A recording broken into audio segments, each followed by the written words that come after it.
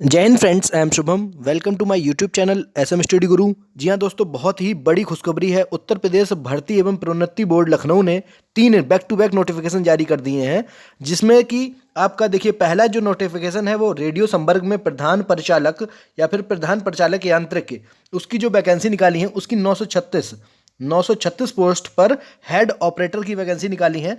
दूसरा आप देख सकते हैं जो नीचे की उत्तर प्रदेश रेडियो संवर्ग में सहायक परिचालक के पदों पर सीधी भर्ती। यहाँ पर जो टोटल पोस्ट है वो 1374 पोस्ट है टोटल, जो कि यहाँ पर सहायक जो परिचालक मतलब कि असिस्टेंट ऑपरेटर की जो भर्ती निकली है रेडियो कैडर में, पुलिस डिपार्टमेंट के रेडियो कैडर में जो भर्ती निकली है असिस्टेंट ऑपरेटर की वो है 1374। और तीसरा जो आप देख रहे हैं उत्तर प्रदेश पुलिस रेडियो संवर्ग में कर्मशाला कर्मचारी के पदों पर सीधी भर्ती। कर्मशाला कर्मचारी जो होते हैं, जो वर्कशॉप ऑपरेटर होते हैं, जो वर्कशॉप वर्कर होते हैं, उनकी जो वैकेंसी निकली है वो निकली है 120 वैकेंसी। तो एक एक करके सभी पर हम लोग चर्चा करेंगे। इससे पहले हमने इस वाले जो नोटिफिकेशन को, पहले हेड जो ऑपरेटर की वैकेंसी है उस नोटिफिकेशन को हम लोग ऑलरेडी करा चुके हैं। अगर आप लोग को देखना है तो ऊपर हम आई बटन पर लिंक दे देंगे, वहां से आप देख लीजिएगा। अब हम जो बात करने वाले हैं इस वाले वीडियो में, सहायक परिचालक यानी कि असिस्टेंट ऑपरेटर जो कि रेडियो कैडर में भरे जाने वाले हैं, उस पर विस्तृत चर्चा करने वाले हैं। तो चलिए हम लोग डाउनलोड कर लेते हैं और देखते हैं कि इसका नोटिफिकेशन क्या है और क्या क्या अर्हता चाहिए, क्या क्या आपको योग्यता होनी चाहिए, कैसे कैसे फॉर्म भर पाएंगे, कब से फॉर्म भरना स्टार्ट हो रहा है। तो चलिए फिर ले चलते हैं आपको नोटिफिकेशन पर। यहाँ से देखिए आपके सामने नोटिफिकेशन खुल चुका है। उत्तर प्रदेश रेडियो संवर्ग में सहायक परिचालक के पदों पर सीधी भर्ती 2022। यहाँ से देखिए इसमें कि देखिए नीचे देखिए कितनी वैकेंसी, टोटल कितनी वैकेंसी है। तो यहाँ से देखिए जो जनरल की 552, ईडब्ल्यूएस की 137, ओबीसी की 370, एससी की 288 और एसटी की जो वैकेंसी है वो 27। तो टोटल जो वैकेंसी हो गई है वो 1374 टोटल वैकेंसी है।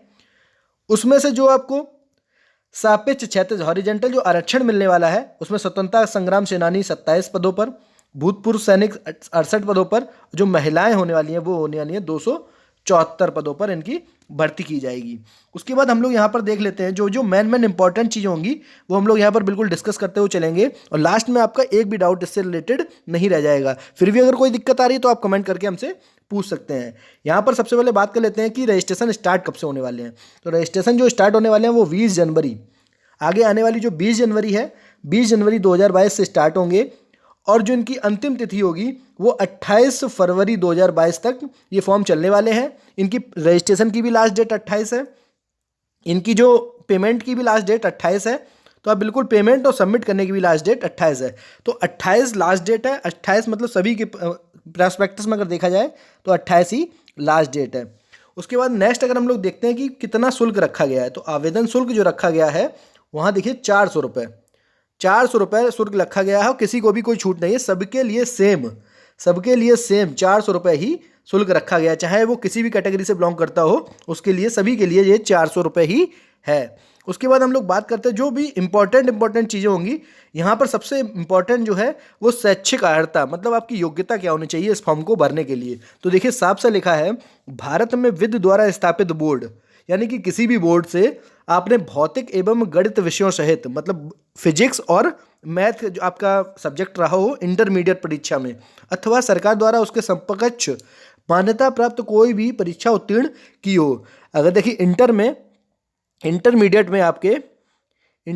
में अगर आपके फिजिक्स और मैथ्स, अगर आपके साथ में आपके जो सब्जेक्ट्स थे उनमें फिजिक्स और मैथ थी तो आप ये फॉर्म को भर पाएंगे, अदरवाइज आप इस फॉर्म को नहीं भर पाएंगे। तो उसके बाद देखते हैं नीचे देखिए क्या दे रखा है कि आवेदन की अंतिम तिथि मतलब 28 फरवरी 2022 तक जो भी शैक्षिक योग्यता आपकी है उसकी अंक तालिका, मतलब आपका जो मार्कशीट होगी और उसका जो सर्टिफिकेट होगा वो आपके पास 28/2 मतलब फॉर्म भरने की अंतिम तिथि से पहले तक होना चाहिए। अगर नहीं है, अगर आप अपीयरिंग में हैं या फिर अपीयर्ड है तो ये फॉर्म आपको नहीं, आपके लिए ये नहीं है, आप नहीं भर सकते हैं। आपको कंप्लीट होना चाहिए, जो भी डिग्री मांगी गई है वो कंप्लीट होनी चाहिए। अब बात कर लेते हैं अधिमानी अर्हताएं, ये क्या होती हैं। इसमें क्या होता है देखिए, यहाँ पर लिखा हुआ है अधिमानी अर्हता से कोई अंक नहीं होंगे, इसके कोई अंक नहीं होंगे, लेकिन किंतु 2 या 2 से अधिक अभ्यर्थियों के बराबर अंक प्राप्त होने पर इस दशा में इनको प्रायोरिटी दी जाएगी।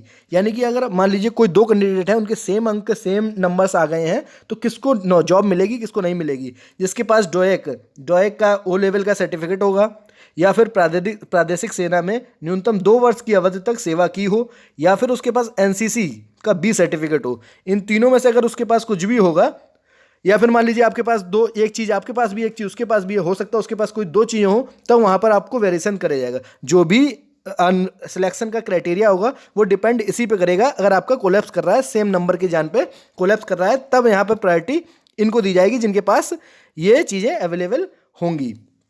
उसके बाद बात कर लेते हैं आयु सीमा की, कि आयु सीमा क्या रखी गई है। तो यहाँ से देखिए बिल्कुल क्लियर कट दिया हुआ है, अभ्यर्थी एक साथ 2022 को 18 वर्ष की आयु प्राप्त कर चुका हो, यानी कि 1 जुलाई 2022 तक वो 18 वर्ष का हो गया हो, और 22 वर्ष से अधिक आयु का प्राप्त ना किया हो, और अभ्यर्थी का जन्म 1/7/2020 से पूर्व हुआ हो, तथा दिनांक 1/7/2004 के बाद ना हुआ हो। तो बिल्कुल क्लियर कट दिया गया है कि 1 जुलाई 2000 से पहले का जो हो पूर्व जन्म हुआ हो, और उसके बाद 1/7/2004 के बाद जन्म ना हुआ हो।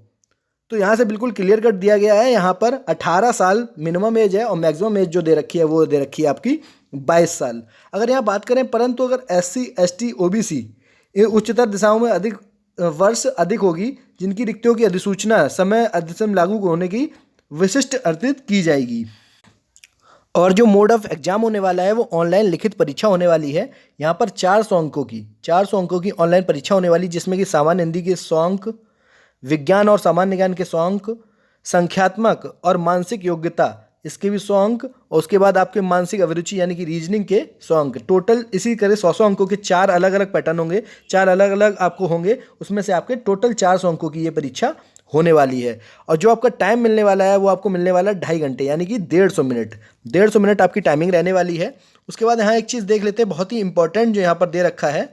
यहाँ पर देखिए दे रखा है, ऑनलाइन लिखित परीक्षा में प्रत्येक विषय में 50% अंक प्राप्त करने में विफल रहने वाले अभ्यर्थी भर्ती के लिए पात्र नहीं होंगे। यानी कि जहाँ पर दे रखा है कि कंप्लीट हर सब्जेक्ट में आपको 50% तो मिनिमम अंक लाने ही लाने हैं। यानी कि अगर 100 अंक का पेपर है तो आपको 50 अंक तो हर सब्जेक्ट में आपको लाने ही लाने हैं। अगर किसी भी सब्जेक्ट में आप 50 से कम अंक लाने में मतलब सफल नहीं हुए, तो फिर आपका सिलेक्शन नहीं होगा। भले ही आप और सब्जेक्ट में बहुत अच्छे अच्छे नंबर ले आए हो, लेकिन किसी में अगर 49 भी रह गए तो आपका सिलेक्शन नहीं होगा।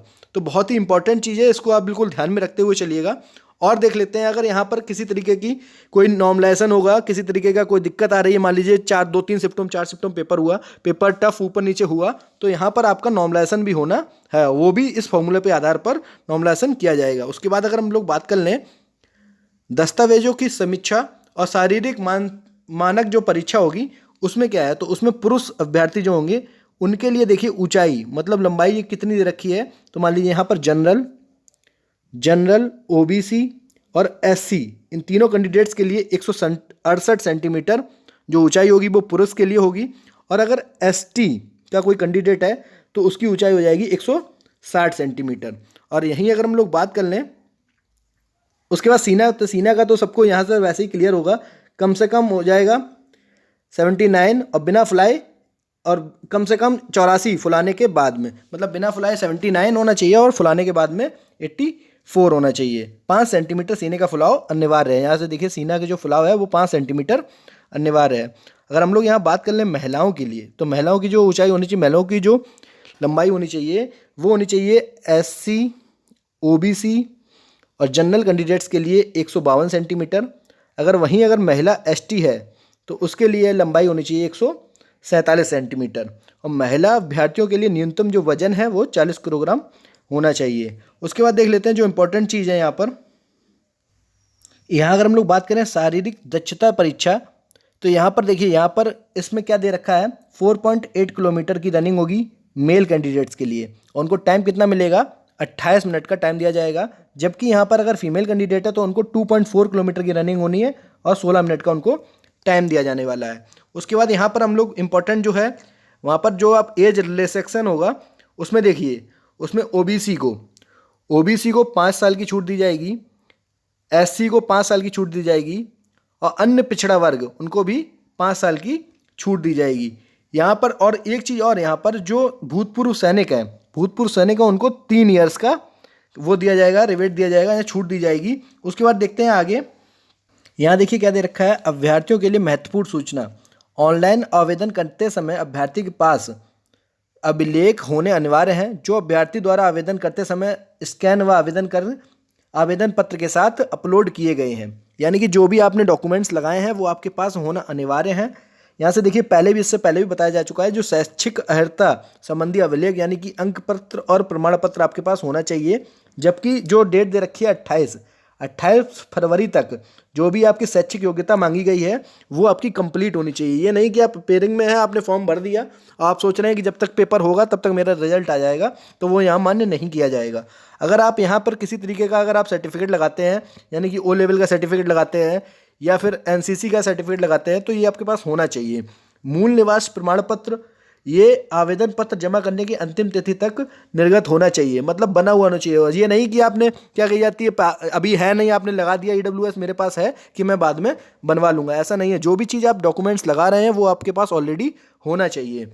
इसी तरीके से नीचे सारा दे रखा है कि आपके पास जो भी आप डॉक्यूमेंट्स लगा रहे हैं वो आपके पास एज इट इज़ होना चाहिए, एट ए टाइम, फॉर्म भरते टाइम आपके पास होना चाहिए, तभी आप लगाइए। अगर आपके पास नहीं है तो आप उसको नहीं लगाइए। अगर आप ऐसा करते हैं कि आपके पास नहीं था, आपने लगा दिया है, तो आप इनवैलिड माने जाएंगे और आपकी परीक्षा रद्द कर दी जाएगी। तो चलिए फिर मिलते हैं नेक्स्ट वीडियो में। अगर आपको वीडियो अच्छा लगा हो तो लाइक शेयर करना बिल्कुल ना भूलिएगा।